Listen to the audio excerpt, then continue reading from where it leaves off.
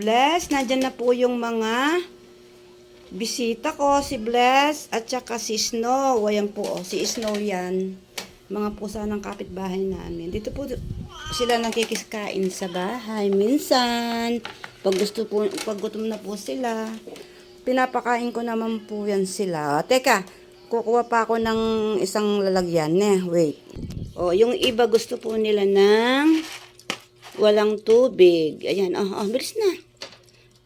Kaso yun, naghihintay siya dun sa taas ng pader kumakain. Wait niya ako niyan, wait niya. Wait mo ako, Snow, At pupunta na tayo sa likod. Pakainin na natin sila. Yung ito, basa po yung ano.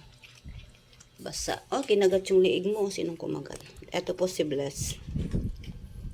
Pusa ng kapitbahay namin.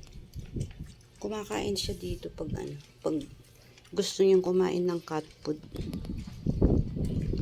Ito pong si Snow, ayaw niya ng may kasama. Gusto niya solo-solo lang. Ito yung kainan niya pag pinapakain ko po siya. Ayaw niya makisalo dun. Pero anong pangalan nun? Si Bless, nakikisala po. Ayan si Tisoy, ayaw kumain kasi yan susunod dyan sa akin sa likod.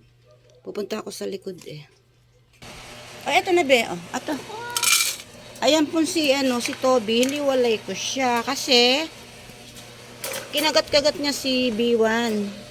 Muntik nang hindi nakatayo si B1. Inaway niya po si B1, kaya nilagay ko siya dito, mag-isa niya.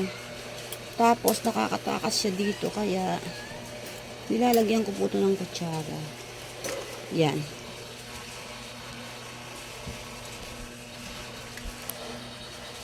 Ayan po siya. Mag-isa sa dyan.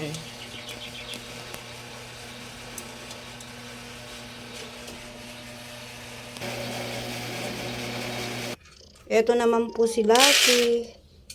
Si Lucky at saka si Mocha, si Lalag. Yan muna po ang kakainin niya. Lika-lika, wet food. Ayan payat po si Kalika kasi ayaw kumain ng dry food, masyadong maselan sa pagkain. Tapos ayan po si ayan po si si Gizmo. Si Gizmo, si B1, si Chi, nakakalimutan kong pangalan, tsaka si Astig po. Ayan po sila. Ito po kasing mga to, pag dinamihan ko yung pagkain, iniiwan lang nila. Kaya binibigay ko sa kanya sakto lang. Tapos ayan po yung inumin nila.